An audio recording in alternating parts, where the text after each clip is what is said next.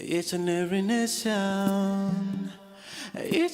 nation should call on Yahweh to the generation to come.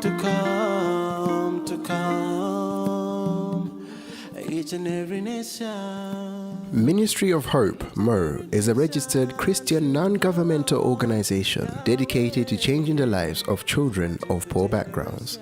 Established in 1999, MO's vision is to ensure that every child attains his or her God-given potential. Its mission is to empower families and communities to create a good environment for children's survival, protection, development, and participation to the glory of God. Through MO's work, children are educated, protected, healthy and well-nourished, aware of HIV and AIDS, and flourish in food-secure homes. Ministry of Hope has programs implemented in 6 impact areas around Dowa and Lilongwe. The Malawi Millennium Development Goals Report of 2013, it indicated that over 50% of the people in Malawi are living under the poverty rate of $1 a day. This means that most of the people are really suffering. Ministry of Hope is well positioned to support the vulnerable communities. We have 2 crisis nurseries where we keep babies as young as 1 day old. One is in Lilongwe and the other one is in Nzozo. We have 6 community-based orphan care centers. 2 of them are in Dowa and 4 are in Lilongwe. Apart from that, we are also supporting the families of these orphans and other vulnerable families in the communities. We are also training our communities in HIV and AIDS and child protection. So basically, these are the areas where we are working. We advocate for the rights of the children, that they should be in school and that they should also complete their education.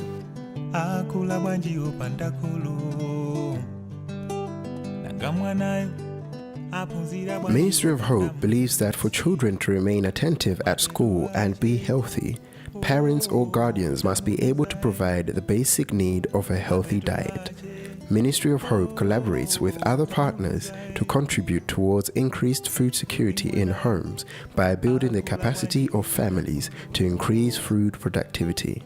MO also has a supplementary feeding program whereby about 3,000 orphans access healthy meals at 6 feeding centers located in different communities in Dowa and Lilongwe. Kwama in Dowa is one of these centers. This time, alongside with African Bible College students, the children are supplied with more than just food, flip-flops, school stationeries, and most importantly, the Word of God. The VBS Vocational Bible School programs are the ongoing programs where children come to the communities for a meal.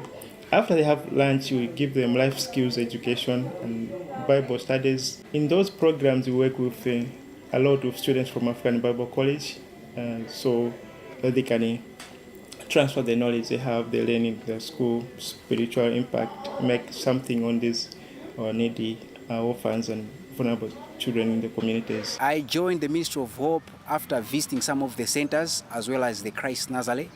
It was such a touching moment and I was challenged. At the very same time, I was reminded of my background, where I'm coming from. We have been going to the centers, ministering the Word of God.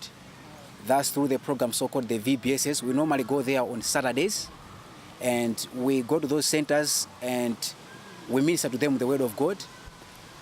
After ministering to the Word of God, if there happens to be some special cases with some children that are going through some situations, we take these children aside and have some time with them, just hearing their story and see how much we can help them. Spiritual development is the cross-cutting theme within MO's strategy. Apart from this, MO critically values education of children. They are implementing early childhood programs where over 200 infants attend preschools in its community-based orphan care centers. At primary school level, MO is supporting over 2,000 orphans and vulnerable children to access learning materials and school uniforms. living behind a 24/7 bottle store in Bonella for most of her life, Felista Chulu is an inspiring young woman who has been assisted by Ministry of Hope all the way to attaining a degree in agriculture. My father passed away when I was in standard 2, so I've grown up with my mom. She has been taking care of us since then up to now. When I was in standard 7, it's when Ministry of Hope introduced a branch here in Imponera. I went there to pray Nedipo and pray with friends. When I was doing that, I was also involved in their activities, Bible sharing, charity work, and the likes. So when we wrote standard exams, we are also supposed to write an interest exams so that you are helped financially in secondary school, so that you are on a scholarship. So I wrote that exam and I passed. So Ministry of Hope helped me in paying school fees, groceries, and other necessities at secondary school, starting from Form 1 up to Form 4. At Bunda, I was under government scholarship. So Ministry of Hope didn't leave me like that. It still continued helping me with the other things like exercise books and the likes. Soon after I finished my degree, I was selected to go to Israel with some of the guys who were selected to go there. So I've been in Israel for almost 10 months, doing internship with Agro-Studies Israel. That's modern agriculture. They also helped me doing my passport and all other financial things that were needed. I know what it means to be an orphan, and I know what it means to be taken care of, especially by a single mother. So as of now, in the Ministry of Hope, I act as a role model for my fellow students and fellow young ones, especially for girls. As we know, when you're orphan, when you're a girl, all we think of is stopping school, getting married, or start prostitution. But I always encourage them just to be focused in everything they are doing. Being an orphan does not mean it's the end of your future.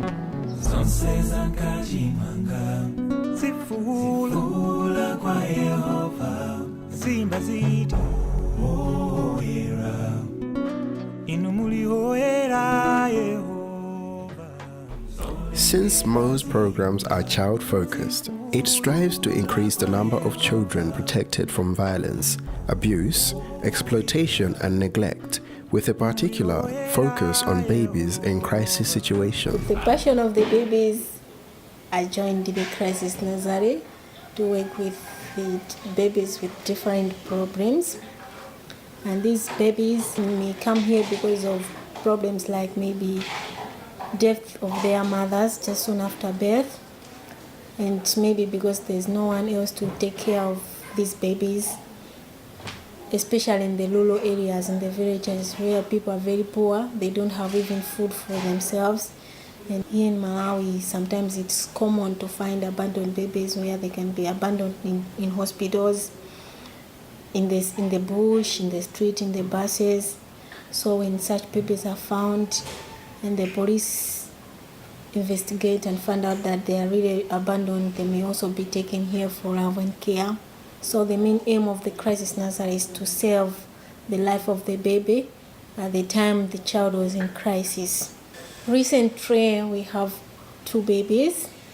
One of them was born premature and had to come here within the first 24 hours after birth. And that child was just weighing 1.9 kgs only. Normally, it's difficult to take care of such babies because one has to stay awake 24 hours looking after such babies. They have to feed every maybe 30 minutes because they just feed just very little milk, and has to feed every 30 minutes, have to check on them if they are fine.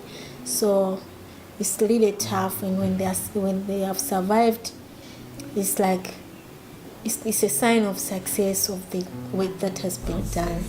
Over the years, Mo has rescued over 400 babies, some of whom have found new foster homes or adoptive parents.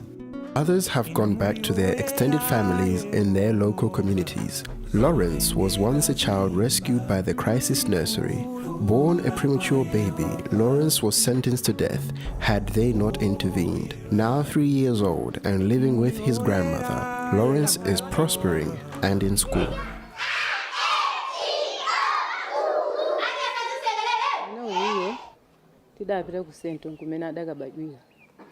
This boy was born at Kamuzu Central Hospital. He was born premature, so they took him to incubators. When he felt matured, I took him to Crisis Nursery for help. I could not stay there, but I used to visit him regularly.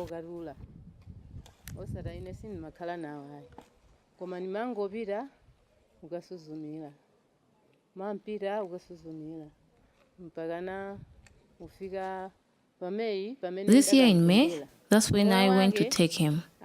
He has been sick since, but not like before. He had a bit of malaria, but nothing serious.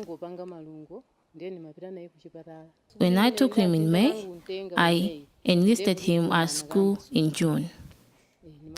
At first, it was just for babysitting, but now I've noticed he's learning some things.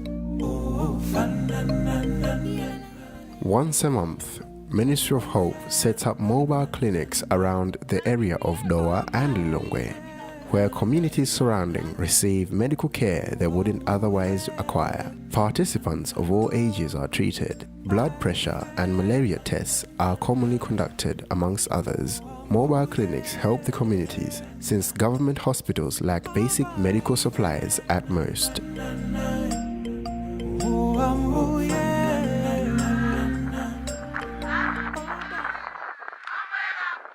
Ministry of Hope is also helping in community sustenance by opening village banking groups. So far, over 120 groups have been established, where each group member buys shares, which renders them eligible to borrow money that helps them towards paying school fees, buying livestock, fertilizer, or building materials. At the end of the year, the group members also benefit the spoils of being a shareholder in a bank, dividends. On top of that, financial management and life skills training are administered to help with management of money and respective homes. The core in the Ministry of Hope programs is capacity building of the community members to be equipped with skills and knowledge to manage their own development programs in meeting the needs of children and their families. Ministry of Hope wants to work as a facilitator in building the capacity of the communities to come up with viable programs which will transform the lives of people. In doing this, communities will manage programs which are long-term to realize impact than short-term programs which leave people in suspense. The programs will move away from just being relief in nature, but being developmental and those which can be replicated in other areas. Each and every nation should call on Yahweh, and to the generations to come.